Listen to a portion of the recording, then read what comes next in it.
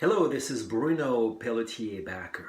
Today we are continuing what we started in the previous video. We're continuing with some more ear training, and this is going to be singing individual notes against a minor 7 chord. We'll stick to the minor 7 chord on this video. So what I had you do previously was sing the arpeggio against various chords, including the minor 7, but we did that with a few different chords. And if you have not seen that video, you should maybe take a look at it. What it was, or all it was in some ways, was singing the 1, 3, 5, 7, and possibly even the octave of any chord. So if I were looking at this chord, it happens to be a G minor 7, I would sing 1, 3, 5, 7, 1, 7, 5, 3, 1. Those are the chord tones, meaning those 4 notes that are making the G minor 7th what it is. So a root, a minor 3rd, a perfect 5th, a minor 7th, and then the octave again. That's one thing. What we're going to do now is just one note at a time. So there are several notes that are said to be consonant against our minor 7 chord. 4 chord tones, right? And then there's going to be 3 extra notes. Now, where are those 7 notes coming from? Let's just say that they are the notes that we're going to find in a Dorian scale. So I'm not trying to scare you away with modes already, but let's say that the Dorian scale or Dorian mode is going to be our scale of choice against any minor 7 chord, at least the ones we're looking at today. So 7 notes, 4 of them are going to be chord tones, 1, 3, 5, 7, and the remaining 3 are going to be the 2nd, the 4th, and the 6th note of that scale.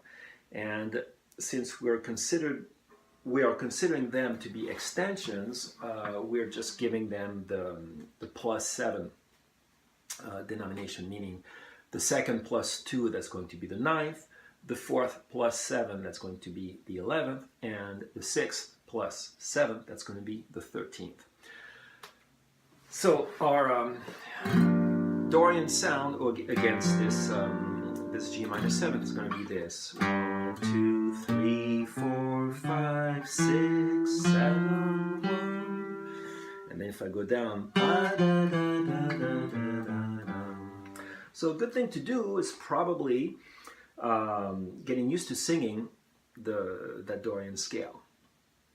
And yeah, let's do that. So what we would start by doing is play some random minor 7th chords and then sing the notes. So you could play them at first, but sing them as you play them. Remember, that's the learning trick. It's not even a trick, actually. It's necessary. I mean, that's really the only way we can remember the sound of all those scales, arpeggios, what have you, that we're trying to learn. So here's the chord and the scale: 1, 2, 3, 4, 5, 6, 7, 1. Right? I'm going to play more minor chords randomly.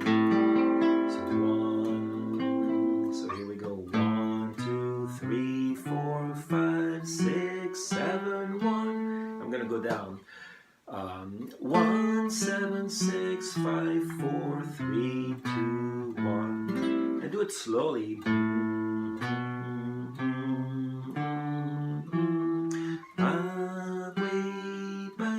You can sing the numbers or just the sound. Ultimately, it's just a sound that you are going to remember. It would be a good way to play a good opportunity to play different voicings for a minor 7 chord. So here I'm playing a C minor. So from here, that's my tonic.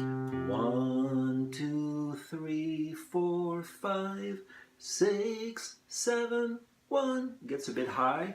1, 2, 3, 4, 5, 6, 7, 1. And it's descending. I'm gonna go up a half step.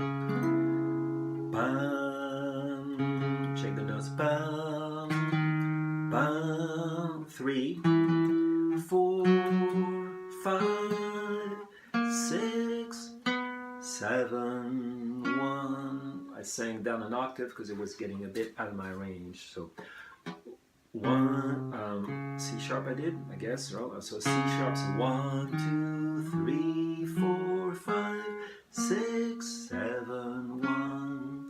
Da, da, da, da, da, da. Don't worry about singing up and down, jumping up or down your octaves. I have to do that because my vocal range is pretty limited, but I'm still hearing the right notes, right? So that's what matters, the actual notes, not can you reach, all the way up or all the way down, That's okay. We're not vocalists. That's what I like to keep reminding people. That's why I play the guitar probably. I'm not a singer. So the guitar is becoming our voice. Okay, so I think you get the idea. Try to learn if you have not learned them already. If I'm going to play, say, C Dorian scale, remember that you have ways of playing that scale all over the fretboard. I'm not going to go through all of them, but a good one to start with is with the first finger. So you would have first finger on the big string, like this. From the fifth string, first finger again. I could do the same thing from the fourth string, first finger again.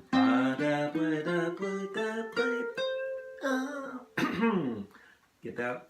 And then also from the third string, still with the first finger. 1, 2, 3, 4, 5, 6, 7, 1. Okay?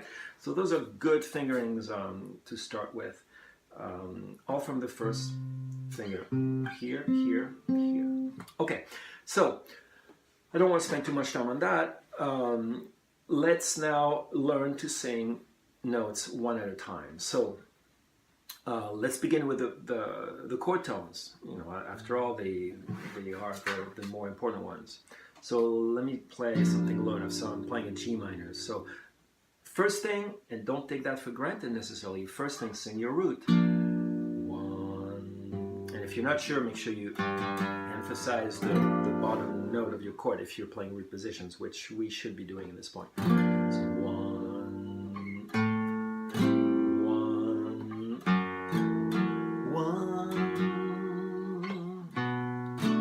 1. Okay, so the root is probably going to be the easiest note. Okay, now let's sing the next chord tone, so the third. So two ways to go this way. I could sing the various steps of my Dorian scale, which we were playing a moment ago. So 1, 2, 3, and here's a note. 1, 2, 3, 1, 2, 3, 1, 2, 3. Okay, so you could do it this way, 1, 2, 3. Or if you by now are able to actually sing the arpeggio, then you mentally start climbing up your arpeggio. So you're gonna go 1, 3, and then you have your note. 1. So I'm thinking 1, 3, and I'm singing the third of my chord. Let's do another voicing here. 1, 3.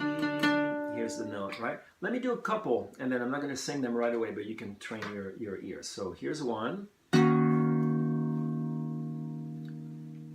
3. Here's a note. Got it? Let's do a couple more.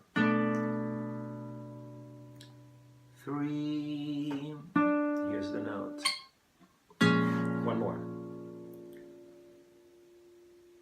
3. Here's your note. Okay, so that's the third. Let's do the same thing with the next note in our arpeggio. So the fifth.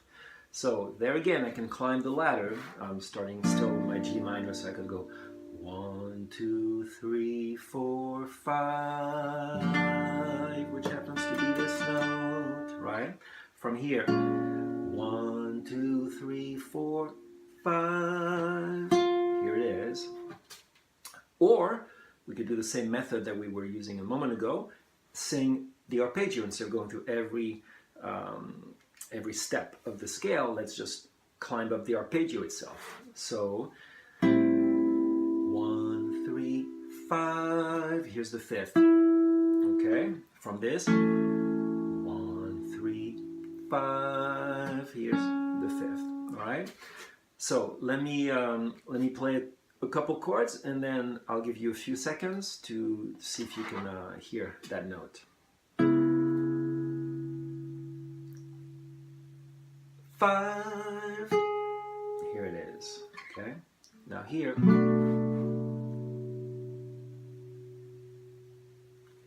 5.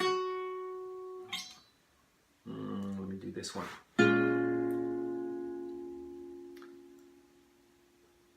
5. I'll play the same chord, all right? Okay, one more. 5. Okay. One more chord tone, the 7th. So you could go scale-wise again, but we're starting to have a bunch of notes now. 1, 2, 3, 4, 5, 6, 7, which is this. Let's do it higher. 1, 2, 3, 4, 5, 6, 7. Okay, from here. 1, 2, 3, 4, 5, 6, 7. So that's a lot of notes to go up. What you could also try to do is go backwards. So if you sing, let's do the same chord. If I'm able to sing the tonic, all I have to do is sing the note that would be a whole step below it. So that's my 1, 1. That's my octave, and then down a whole step. Here's the note, and that's my minor 7th. Okay, so let's try this for this one. And here's the 7th. So octave, down a whole step. Okay, and there again, we could also sing the arpeggio. So 1, 3, 5, 7. Here's the note. So that's another way, right? So let me play there again a couple chords, random minor 7 chords, and then see if you can locate the 7th. 7. 1, 3, 5, 7. Right here. From here. 7, here it is, or higher. 7. Okay, that's the 7. So those are the chord tones. Again, if you're confident with singing the arpeggio, you should be doing okay with that. So now let's look at those remaining 3 notes. So in our Dorian scale, we have a major 9th or major 2nd. So that note is going to be a whole step above now, above the root. So if you find this, so 1 or 1, you can sing in any range. So 1, and then I sing up a whole step. So 1, 2, and that's my 9th or 2nd. Okay, let me do another chord. So here's 1, 2. So here's the 9th. Let's do a couple more chords. 2.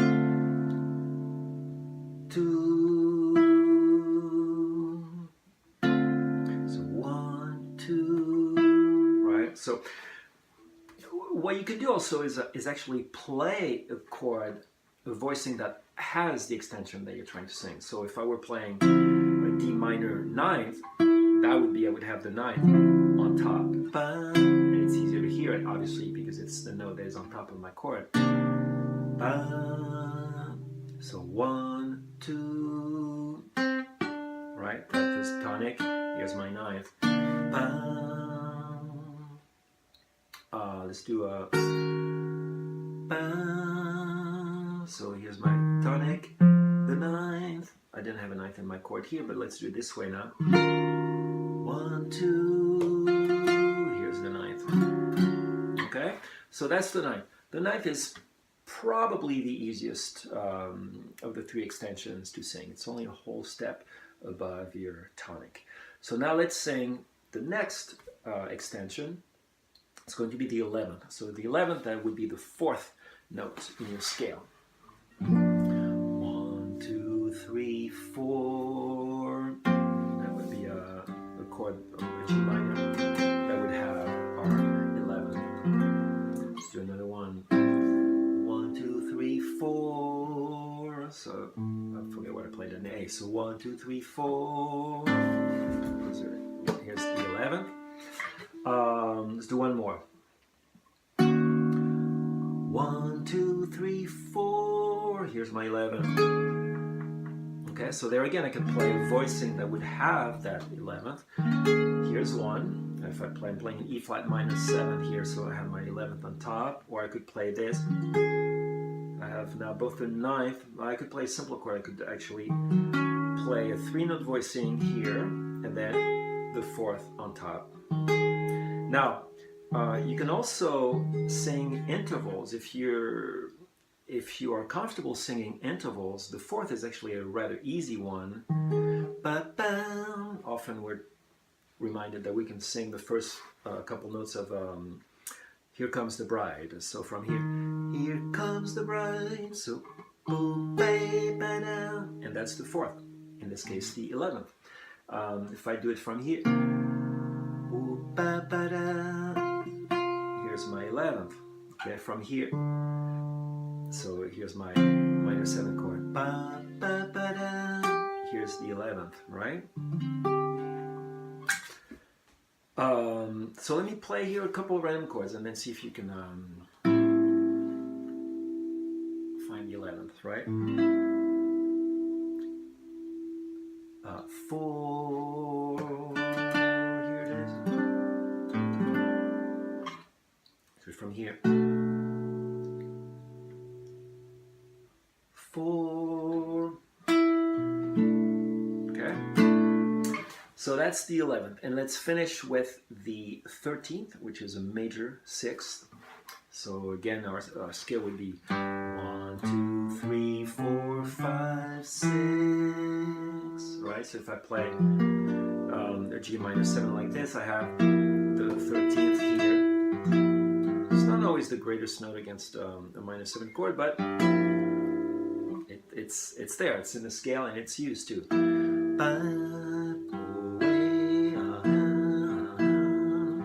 So there, if you're used to singing a major 6th interval, you can find that note.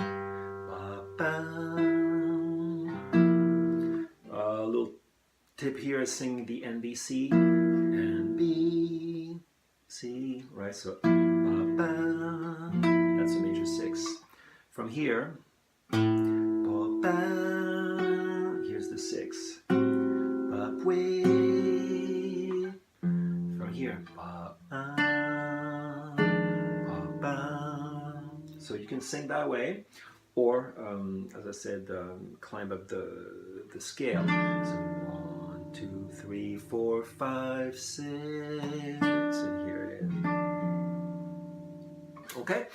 So that's going to be it for today. I don't want to make a super long video. I think you're getting the idea. That's a great thing to do with ear training. You know, sometimes people are not very clear on what ear training really means, but I think the few examples I'm giving you hopefully will give you some direction and some ideas to work on your own. Okay, so again, if you have any questions, comments, concerns, feel free to contact me. All right, until then, bye.